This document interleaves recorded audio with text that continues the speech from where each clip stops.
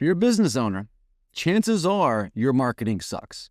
And if you think I'm talking about you, the answer is yes, I absolutely am. And it's not your fault because as a business owner, you are required to wear a lot of different hats and know a little bit about everything. And the crux of all of it is being able to get your message to the right person at the right time. And if you can't do that, your business will flounder at best and fail at worst. By the end of this series, this podcast, this episode, whatever you want to call it, you're going to know why exactly your marketing isn't working, but more importantly, how to fix it without overcomplicating it, without going into Mr. I'm so smart and you're dumb type tactics like every other guru does. My plan is to break it down so everybody can understand it. Ultimately, you learning the foundations will only bring you further along in your journey. And ultimately, you're going to realize at some point, whether that be a week, a month, or a year, that you don't know everything about it and you don't have the time to learn about it. And hopefully, you reach out to me and let me do it for you. I've been in this business for 15 years.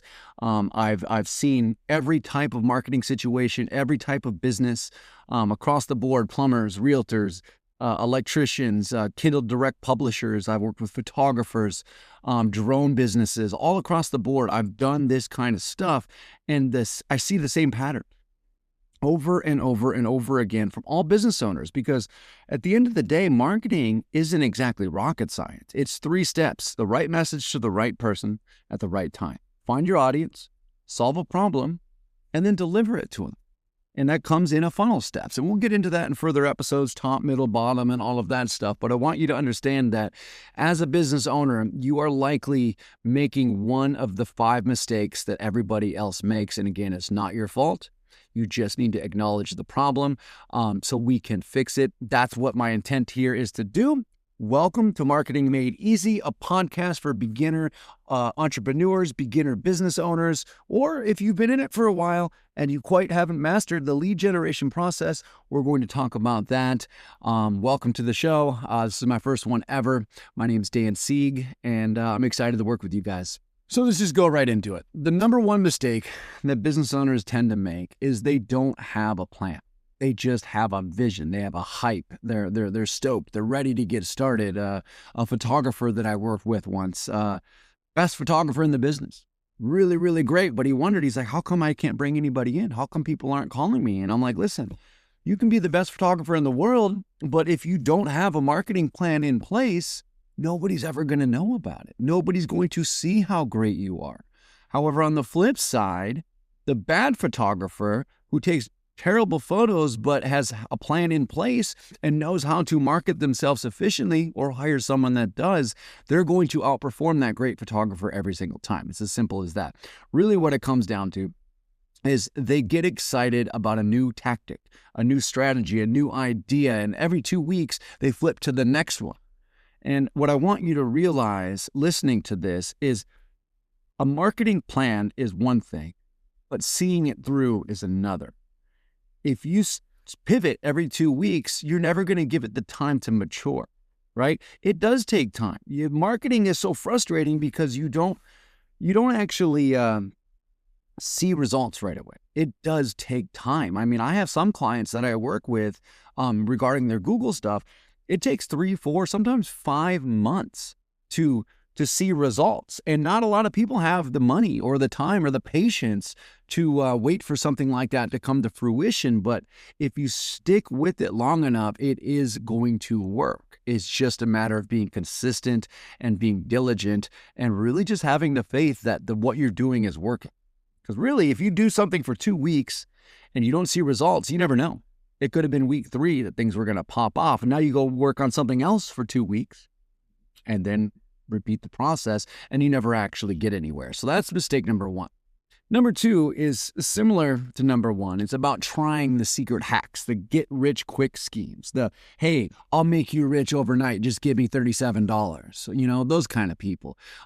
They've all got these little secret strategies, and again, we'll get into this in the future episodes, but one of the things that you need to know as a business owner is what is your unique method? What is your unique strategy that separates you from other businesses?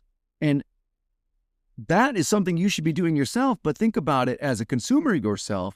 other people are doing that to you. So when they say they've got a secret hack or a secret strategy, really they're just reinventing the wheel and putting a new package, a new label, a new name on it, and showing it to you like it just came out. Spoiler alert, nothing comes out anymore. It's all just regurgitated from some point in history. Okay. So this new hack, whether it's an SEO hack, a TikTok trend, a new funnel, a new email system, none of that matters unless you know the fundamental strategy of how marketing works. I say this all the time when I do sales calls. Marketing has not changed since the beginning of time. Since the beginning of civilization, when the caveman invented fire and wanted to show his friend about it, right? What does change on a daily basis are the tactics in which we deliver that strategy. So what is the strategy? Top, middle, bottom, cold, warm, hot, traffic, nurture, close, bringing them through the funnel and with a congruent messaging strategy that says what you need to say to resonate with them accordingly. That's it. The caveman who invented fire, he said, "Ooh, look at this. This fire, it's hot." Whatever caveman language is, right? And then the person he showed it to was like, "Whoa, he's right. That is hot." And then that person went and showed somebody else. And before we knew it, fire was a big thing. Okay. That's way back when. What are we doing with your product? For example, a plumber doesn't need as long of a funnel as, say, a realtor does, right? If I need a plumber, chances are I needed that plumber 10 minutes ago. I'm going to go online. I'm going to search for a plumber near me, and I'm going to call the first person that piques my interest, likely the top 3, and I'm going to say, "Hey, I need somebody to come out," right? Or as a realtor, it's a little bit of a longer sales process. I look up a realtor near me, I click on their website, and I do a little bit of research. And then I hit the back button, I click on another realtor, and I do a little bit of research. So as a realtor, you would want to ask yourself, what am I saying to that person who clicks to my website? And we'll get to that in a minute about the right message to the right person. But I want you to start digesting some of this stuff as we go along.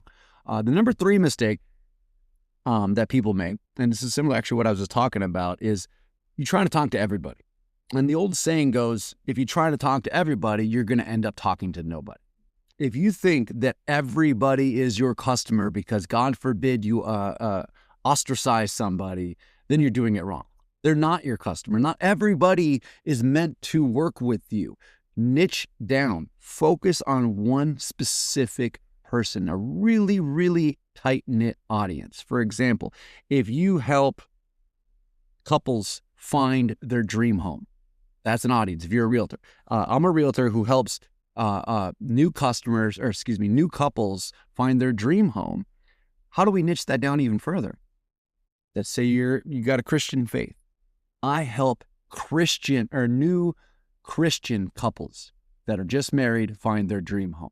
Now, when you're developing your marketing, your messaging, you can speak directly to a Christian couple. So when they see your headline, when they find you online, they're going to be like, "Holy crap, this realtor knows me. They're talking directly to me," right? You don't even have to be a Christian to pull this stuff off.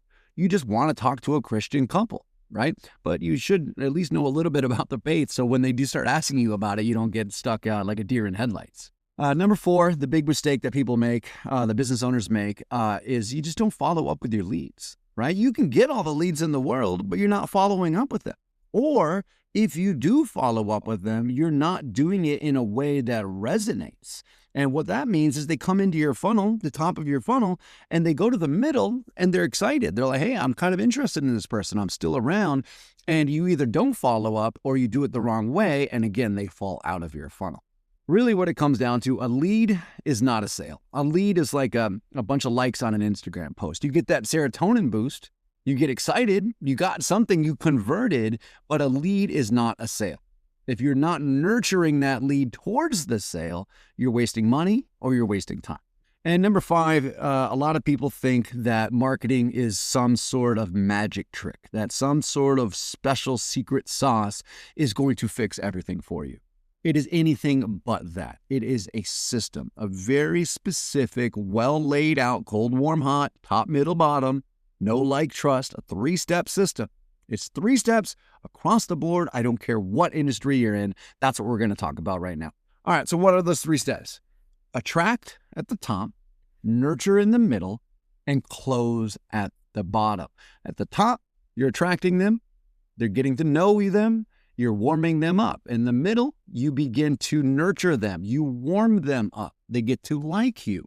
And then at the bottom, you close them. They trust you. They feel comfortable. They're going to pull out their credit card. And depending on the actual industry that you're in, like I said a moment ago, it depends on how long that process is. If you're a plumber, it might be 10 minutes, right? If you're a realtor, it might be 3 months. But the point of the matter is you want to fill your funnel up as much as possible and have that nurturing process in the middle, okay? So attract, getting in front of the right people and only the right people. The way that I do this for my particular clients is I make sure that they get found on Google, right? We can sit there and we can post on Facebook, and I'm not saying don't.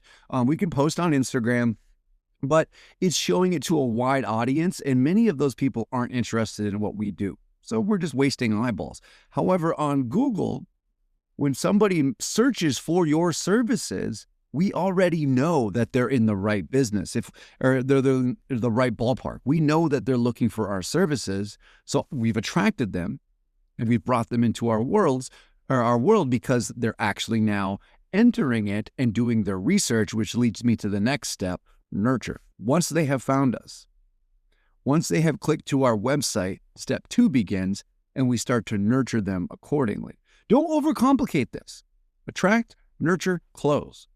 Top, middle, bottom. I'm going to keep repeating that over and over again because that's marketing. Top, middle, bottom. Know, like, trust. Attract, nurture, close. Okay? Nurture. What do we say to them? We got them in. We know they're now interested in our services or what it is we do, or potentially our product. If we're doing e-commerce, we want to stay on top of mind. We want to stay in front of them. And that's where email marketing comes in. Text message marketing, the follow-up. Okay. We're building the trust, creating content specifically for them, speaking to their objections, overcoming the problems they might have, helping them get things, creating. This is a super expert hack. Solve a small problem while creating a bigger problem in the process. All right, write that down. While solving a small problem, you want to ideally create a bigger problem that needs solving down the road. And what does that do? It drives them down the funnel. And once we've driven them down the funnel, now it's time to get them on the phone, send them to an order page, get them to pull out their credit card and buy from you, whatever it might be that you're selling. And again, plumbers don't have to worry about this so much. Plumbing's a great business. If you're an entrepreneur that doesn't have an actual vision yet, you've just got a drive, I suggest you start a plumbing business. You don't even have to be a plumber.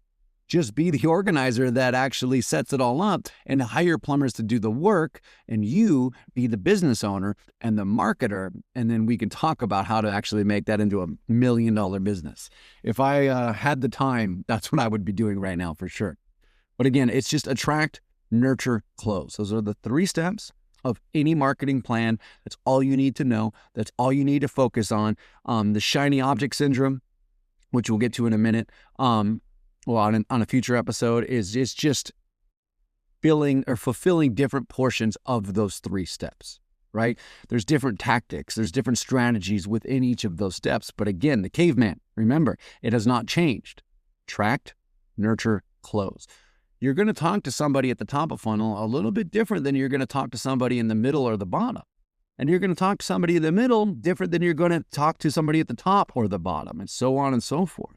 It's just the nuances. What are you saying that's different? You have to have that core strategy. And what I always talk about with any of my clients or any of my consulting people that I work with is first developing what we call the refined marketing statement. I help an audience get a desire. That's it. What audience do you serve? And what desire do you help them fulfill? That's it. We can go, there's another part to it, but I don't want to confuse you right now. So your homework for today is to write that down. What business are you in? What audience do you serve? And what desire do you help them fulfill?